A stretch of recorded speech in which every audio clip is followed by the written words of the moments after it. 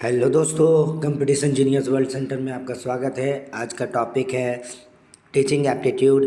Previous class में कुछ question पढ़े थे, कुछ क्वेश्चन आज पढ़ेंगे। चलिए स्टार्ट करते हैं ज़्यादा देर ना करते हुए। अगर हमारे चैनल पर नए हैं तो ज़रूर चैनल को सब्सक्राइब करें, लाइक करें, शेयर करें, ताकि आपको नोटिफिकेशन मिलते रहे और आप इसी तरह पढ़ते रहे। Jharkhand BEd entrance exam and Bihar BEd entrance exam and UGC NET exam की तैयारी बिल्कुल फ्री ऑफ कॉस्ट कराई जा रही है। और कुछ समय मेरा तबीयत ख़राब हो गया था गाइस, तो इसलिए वीडियो नहीं बना पा रहा था। अभी भी मेरा तबीयत ख़राब है, लेकिन एग्ज़ाम जल्दी है तो ज़रूर अब देखें इस वीडियो को। चलिए स्टार्ट करते हैं। क्वेश्चन नंबर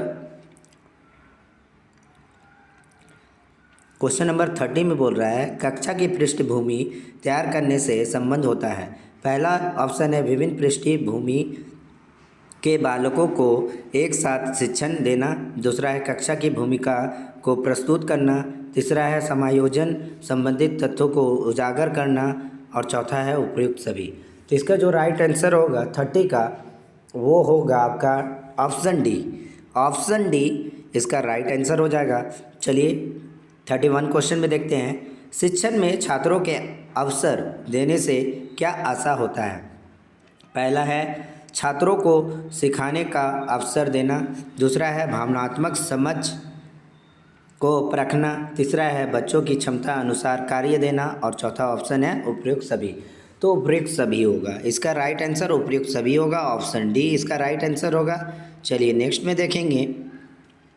क्वेश्चन नंबर 32 में देखेंगे आत्म प्रतिबिंब को प्रोत्साहित करने का निहितार्थ क्या होता है। पहला है सीखने की क्षमता को बढ़ाना। दूसरा है छात्रों की प्रतिक्रिया को प्रेरित करना। तीसरा है ए और बी दोनों। और चौथा है शिक्षण को कठोर बनाना।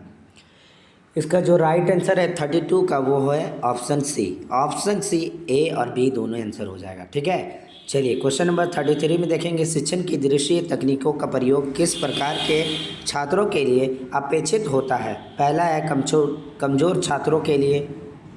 दूसरा है ज्ञानवान के लिए। तीसरा है केवल बालिकाओं के लिए। और चौथा है केवल बच्चों के लिए। तो इसका जो राइट आंसर होगा 33 का, वो होगा ऑप्शन ए, यानी कि कमज़ोर छात्रों के लिए। चलिए नेक्स्ट में देखेंगे क्वेश्चन नंबर 34 में निम्न में से कौन सा कार्य शिक्षण में महत्वपूर्ण भूमिका निभाता है। पहला है भावनात्मक प्रतिक्रियाओं को प्रेरित करना। दूसरा है नए विचारों को अभिव्यक्त करना। तीसरा है कौशल को सिखाने का हिस्सा मानना। और चौथा है उपयुक्त सभी। तो इसका जो राइट आंसर होगा 34 का, वो ऑप्शन डी होगा। ऑप्शन डी उपयुक्त सभी। क्वेश्चन नंबर 35 में देखेंगे शिक्षण द्वारा बच्चों के सकारात्मक संबंध विकसित करने के हेतु अपनाए जाने वाले तरीके कौन से हैं। पहला है उचित सामाजिक व्यवहार करना। दूसरा है स्पष्ट मार्गदर्शन करना। तीसरा है बच्चों को सांस्कृतिक विकास हेतु आकर्षित करना। चौथा है उपयुक्त सभी। तो इसका जो राइट आंसर होगा 35 का, वही ऑप्शन डी होगा। ऑप्शन डी इसका राइट आंसर होगा। ऑप्शन डी राइट आंसर होगा। चलिए नेक्स्ट में देखेंगे क्वेश्चन नंबर 36 में निम्न में से कौन सा बच्चों के सकारात्मक विकास को बढ़ावा देने से संबंध नहीं है। सामाजिक भेदभाव से दूर रहने की सलाह देना। भाषा में कठोरता का प्रयोग करना। तीसरा है नैतिकता को बढ़ावा देना। और चौथा है भाषा की पृष्ठभूमि सम्मान देना। 36 का जो राइट आंसर होगा ऑप्शन बी होगा।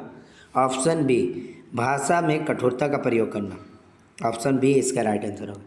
37 में देखेंगे शिक्षण कार्य को निम्न में से कौन सकारात्मक संबंध को अभिव्यक्त करता है। पहला नया कौशल का विकास करना। दूसरा है सामाजिक भावनात्मक कौशल का निर्माण करना। तीसरा है ए और बी दोनों। और केवल सामाजिक परिवेश को समझाना। इसका जो राइट आंसर होगा 37 का, वो होगा सी, ए और बी दोनों। ठीक है, तो ऑप्शन सी इसका राइट आंसर है।